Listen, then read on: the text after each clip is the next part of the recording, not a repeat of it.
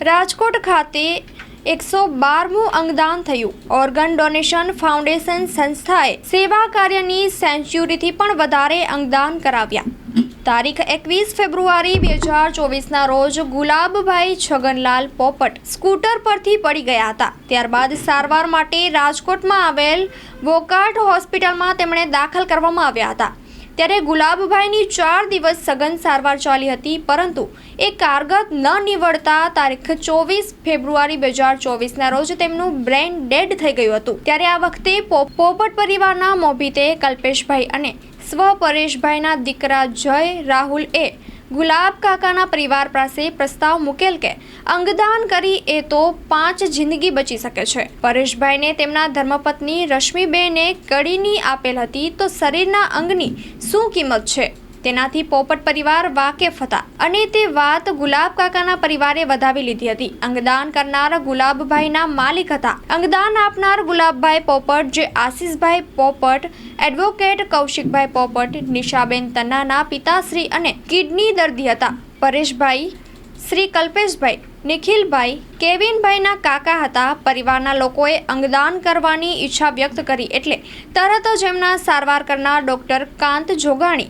Doctor Viral Vasani, doctor Chirag Matravadiya, doctor Ketan Chudasama એ એમના brain ડેડના જરૂરી ટેસ્ટ કર્યા હતા। અંગદાનની પ્રક્રિયા પાર પાડવામાં વોકાર્ડ હોસ્પિટલની ટીમે સતત મહેનત ઉઠાવી doctor Divyesh Viroja, doctor Vishal Bhalodi, doctor Jay Trivedi, doctor Harshil Bhatt, doctor Meera Dudhrejiya, doctor Hansa Rot, doctor Pradyuman Choksi, doctor Prashant Mehta, doctor Parth Kachhadiya સહિત ટેકનિકલ અને પેરામેડિકલ સ્ટાફની ટીમે એમના અંગદાનની પ્રક્રિયા પૂરી થાય ત્યાં સુધી એમના અંગોનું કાર્ય બરાબર થાય એ માટે સતત કાળજી રાખી હતી। ત્યારબાદ રાજ્ય સરકારની અંગ પ્રત્યારોપણ માટેની સંસ્થા SOTTOનો સંપર્ક કરી તેના માર્ગદર્શન અને નિયમો પ્રમાણે ગુલાબભાઈ પોપટની 2 કિડની, લીવર, 2 ચક્ષુનું દાન કરવામાં આવ્યું હતું। રાજકોટની ઓર્ગન ડોનેશન ફાઉન્ડેશન સંસ્થાના ડૉક્ટર દિવ્યેશ વિરોજા, શ્રી મિત્તલભાઈ ખેતાણી,